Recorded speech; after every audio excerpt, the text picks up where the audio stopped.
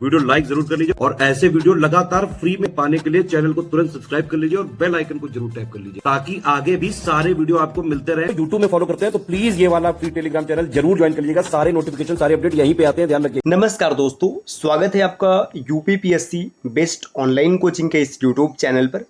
आज की इस वीडियो में हम लोग आरओ री एग्जाम के लिए ज्योग्राफी के एक महत्वपूर्ण क्लास का डिस्कशन करेंगे, जिसमें एक दृष्टि में भारत को समझेंगे। भारत से जुड़े जितने महत्वपूर्ण प्रश्न पेपर में बन सकते हैं, तो आने वाले 5 से 10 मिनट में हम लोग एक एक पॉइंट का डिस्कशन करेंगे। तो चलिए स्टार्ट करते हैं आज के इस इंटरेस्टिंग सेशन को। इससे पहले आपको बता दें साथियों कि अगर आप आरओ का टेस्ट देना चाहते हैं, बचे हुए दिनों में आप मॉक टेस्ट लगाकर अपनी स्थिति बेहतर करना चाहते हैं, तो आप टीम के 30 टेस्ट सीरीज को ज्वाइन कर सकते हैं। स्टडी फॉर सिविल सर्विसेज की जो 30 टेस्ट सीरीज है लगाते तो आपकी स्थिति काफ़ी बेहतर हो जाएगी। टेस्ट को प्राप्त करने के लिए आप इनमें से किसी भी नंबर पर कॉल या फिर व्हाट्सएप कर जानकारी ले सकते हैं। ये ज्ञान सर का व्हाट्सएप नंबर है, आप यहाँ से व्हाट्सएप के माध्यम से भी जुड़ सकते हैं। चलिए अब बढ़ते हैं आगे अपने क्लास की ओर। देखिए, नाम की बात करें तो देश का नाम है भारत, जिसे कि इंडिया भी कहते हैं। अन्य नामों में देखिए आर्यवर्त, जम्बूद्वीप, भारतवर्ष, हिंदुस्तान और इंडिया, ये सब भारत के प्रमुख अन्य नाम भी है। जैसे इनतू, ये भी नाम दिया जाता है, चाइनीजों ने इनतू नाम दिया था। तो ये सब चीज़ आप याद रख सकते हैं। राजधानी की बात करें तो भारत की राजधानी है नई दिल्ली। अच्छा, भारत की राजधानी नई दिल्ली कब बनाई गई थी, ये तथ्य आप कमेंट करके जरूर बताइएगा। वर्तमान समय में राज्यों की संख्या की बात करें तो 28 राज्य है और केंद्र शासित प्रदेश 8 है। देखिए, कुछ समय पहले भारत में राज्यों की संख्या 29 थी। फिर बाद में जो जम्मू कश्मीर है, जब वहाँ से 370 हटाया गया, उसके बाद क्या किया गया कि उसे केंद्र शासित प्रदेश में विभाजित कर दिया गया, लद्दाख और जम्मू। तो केंद्र शासित प्रदेश की संख्या 8 हो गई और वर्तमान में राज्यों की संख्या 28 है। एक चीज़ और भी याद रखिएगा, जब राज्य पुनर्गठन अधिनियम 1956 इस समय की अगर बात किया जाए तो उस समय भारत में कुल 14 राज्य थे और 6 केंद्र शासित प्रदेश थे। तो सब कुछ पॉइंट है जो आपको पता होना चाहिए।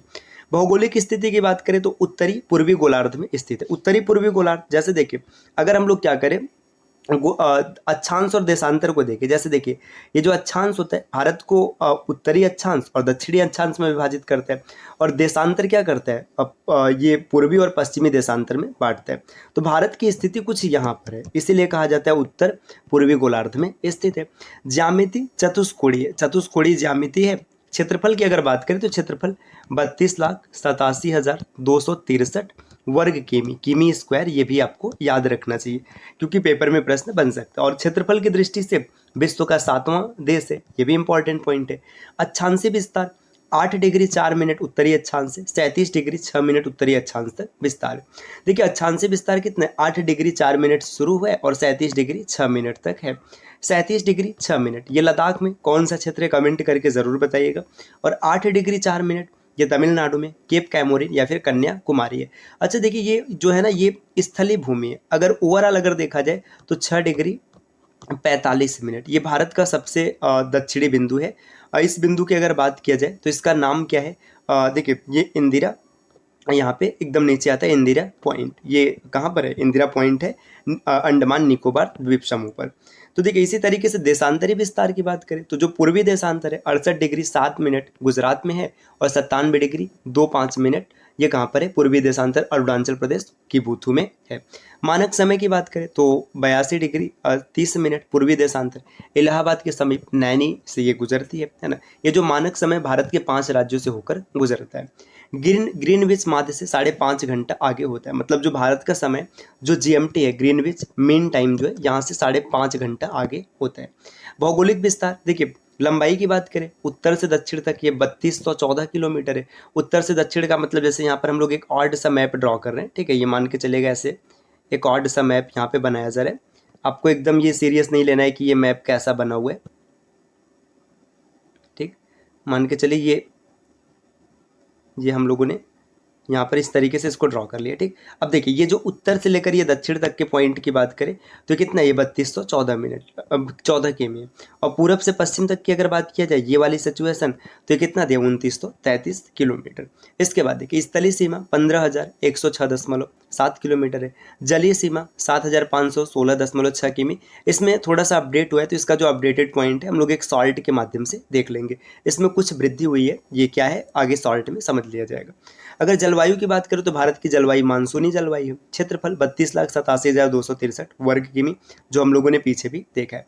विश्व के कुल क्षेत्रफल की बात करें तो 2.4%, मतलब पूरे दुनिया का जो क्षेत्रफल है उसमें भारत में 2.4% एरिया है।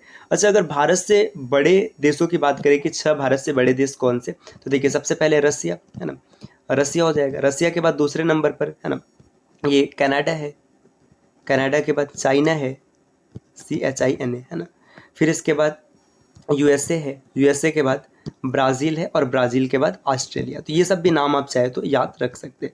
रसिया, रूस की राजधानी मॉस्को, कनाडा ओटावा, चीन की राजधानी बीजिंग, वाशिंगटन DC होते हैं, ब्राज़ील की राजधानी ब्राज़ीलिया और ऑस्ट्रेलिया की राजधानी कैनबरा। ये 6 भारत से बड़े हैं, तो आपको याद रखना चाहिए। कुल जनसंख्या की बात करें, देखिए 2011 में जो जनगणना हुआ था उस हिसाब का जनगणना दिया, क्योंकि जब भी पेपर में प्रश्न आएगा तो ऑफिशियल डेटा आएगा। अभी के समय में चाहे जो चल रहा है कि भारत की जनसंख्या सबसे ज़्यादा है जो भी, लेकिन जब जनगणना हो जाएगी तब इस चीज़ को स्पष्ट किया जाएगा। तो वर्तमान जब ये 2011 में जो जनगणना हुआ था ये कितना था, देखिए 1,21,08,54,977, ये विश्व की कुल जनसंख्या का 17.5% रहा था। जनसंख्या की दृष्टि से विश्व में दूसरा स्थान था, पहले स्थान पर चीन रहा था 2011 के डेटा के अनुसार। अब 2027 में जनगणना होगा तो फिर वहाँ पर चीज़ें स्पष्ट होंगी। देखिए 2027 में जनगणना हो जाएगा तो आपको खूब ढेर सारे डेटा पढ़ना पड़ेगा। तो अच्छा तरीका ये है ना कि 2027 से पहले ही सिलेक्शन ले लीजिए। अगर आप 2027 से पहले सेलेक्ट होना चाहते हैं तो पता है क्या है, आपको स्टडी फॉर सिविल सर्विसेज के पेड कोर्स को से जुड़कर पढ़ना चाहिए। अगर पेड कोर्स को ज्वाइन करना है तो इनमें से किसी भी नंबर पर कॉल या फिर व्हाट्सएप कर आप जानकारी ले सकते हैं। ये ज्ञान सर का व्हाट्सएप नंबर है, आप यहाँ से व्हाट्सएप के माध्यम से भी जुड़ सकते हैं। चलिए आते हैं अपने क्लास की ओर वापस। देखिए यहाँ पर दिया गया पर्वतीय क्षेत्र का विस्तार 10.7% है, पहाड़ी क्षेत्र का विस्तार 18.6% है, पठारी क्षेत्र का विस्तार 27.7% है और मैदानी क्षेत्र का विस्तार 43% है। तो ये आपको विस्तार याद रखने। कर्क रेखा ये भारत के लगभग बीचों बीच से गुजरता है। कर्क रेखा में 8 राज्य स्थित है, जैसे गुजरात, राजस्थान, मध्य प्रदेश, छत्तीसगढ़, झारखंड, पश्चिम बंगाल, त्रिपुरा और मिजोरम। आपको ना ये क्रम से याद रखना है। देखिए जैसे ये मान लीजिएगा ये प्रायद्वीपीय भारत हम लोग बना रहे हैं, ठीक है, और यहाँ पे देखिए यहाँ से ऐसे कर्क रेखा निकलेगा ना तो ये ऐसे यहाँ तक आएगा, तो ये यहाँ पे ये वाला पार्ट रहेगा। तो आपको ऐसे क्रम से इसलिए याद रखना है क्योंकि कई बार ना इसको अरेंज करने के लिए पूछ लिया जाता है। गुजरात, राजस्थान, मध्य प्रदेश, छत्तीसगढ़, झारखंड, पश्चिम बंगाल, फिर त्रिपुरा और यहाँ पर ये मिजोरम, ठीक। अंतर्राष्ट्रीय सीमा वाले राज्य, केंद्र शासित प्रदेश, इनकी संख्या 18। अंतर्राष्ट्रीय मतलब जिनकी बाउंड्री इंटरनेशनल है। जैसे भारत कुल मिलाजुला के 5 देशों के साथ, अलग अलग देशों के साथ सीमा साझा करता है। माफ़ कीजिएगा मैं 5 बोल रहा हूँ यार। भारत अलग अलग कुल 7 देशों के साथ सीमा साझा करता है, जैसे बांग्लादेश, चाइना, पाकिस्तान, नेपाल, भूटान, म्यांमार और इसके बाद अफगानिस्तान। तो देखिए ये 7 देश हैं जिनके साथ अंतर्राष्ट्रीय सीमा बनता है। तो इसमें ना कुल 28 राज्य बनाते हैं। पहली बार गलती से 5 बोल दिए, उसके लिए माफ़ी, ठीक। भारत का राष्ट्रीय पशु है बाघ। राष्ट्रीय विरासत पशु अगर कभी पूछेगा तो हाथी। देखिए राष्ट्रीय पशु कौन है, बाघ, और विरासत पशु हाथी है। पक्षी में मोर है, वृक्ष में बरगद है, राष्ट्रीय पुष्प कमल है, राष्ट्रीय चिन्ह अशोक स्तंभ है। राष्ट्रीय गान जनगण मन, ठीक है, जो भारत का राष्ट्रीय गान है जनगण मन, इसको रविंद्रनाथ टैगोर ने लिखा है। ये भी पॉइंट इंपॉर्टेंट है, कई बार बन जाते हैं कि जनगण मन के लेखक कौन है या फिर रचनाकार कौन है, तो रविंद्रनाथ टैगोर। अच्छा, जो बांग्लादेश का राष्ट्रगान है आमार सोनार बांग्ला, ये भी आपको याद रखना है, आमार सोनार बांग्ला, ये भी किसने लिखा है, ये भी लिखा है रविंद्रनाथ टैगोर ने। राष्ट्रीय गीत वंदे मातरम, ये बंकिम चंद्र चटर्जी के द्वारा लिखा गया है ना। आनंद मठ नाम की पुस्तक थी, वही उसी में लिखा गया। राजभाषा हिंदी, देखिए जो भारत की राजभाषा हिंदी है, राष्ट्रभाषा नहीं है, क्योंकि कई बार ऐसा कहा जाता है कि भारत की राष्ट्रभाषा हिंदी, राष्ट्रभाषा नहीं, राजभाषा हिंदी है। ये 14 सितंबर 1949 को अपनाया गया था, इसीलिए 14 सितंबर को हिंदी दिवस के रूप में मनाते हैं। राष्ट्रीय लिपि देवनागरी, राष्ट्रीय वाक्य सत्यमेव जयते, ये मुंडकोपनिषद से लिया गया है, ये भी पूछा जाता है। राष्ट्रीय ध्वज तिरंगा, तिरंगा के बारे में याद रखिएगा, चौड़ाई और लंबाई का इसका जो अनुपात होता है, लंबाई चौड़ाई का 3:2 होते हैं। 3 कलर होता है, ऊपर केसरिया होता है, बीच में सफ़ेद और नीचे हरा होता है। बीच में ये जो अशोक स्तंभ है इसको लायन कैपिटल सारनाथ से लिया गया। पिंगली वैगैया ने इसका डिजाइन तैयार किया था। राष्ट्रीय नदी गंगा नदी है, याद रखना है। और आगे बढ़ते देखिए, और तो यहाँ पे दिया गया राष्ट्रीय जलीय जीव गांगे डाल्फिन है। तेल शोधनशालाओं की संख्या 23 है और बड़े बंदरगाहों की संख्या 13 है। तो देखिए भारत की ये जो मतलब महत्वपूर्ण तथ्य भारत के बारे में हम लोगों ने समझ लिया। अगली क्लास में ये देखिए जो भारत की मृदा है इसके बारे में देखेंगे कि किस क्षेत्र में किस प्रकार की मृदा मिलती है, और फिर बहुउद्देशीय परियोजना। तो मिलते हैं आपसे नेक्स्ट वीडियो में कुछ नए और इंटरेस्टिंग इन्फॉर्मेशन के साथ। तब तक के लिए नमस्कार।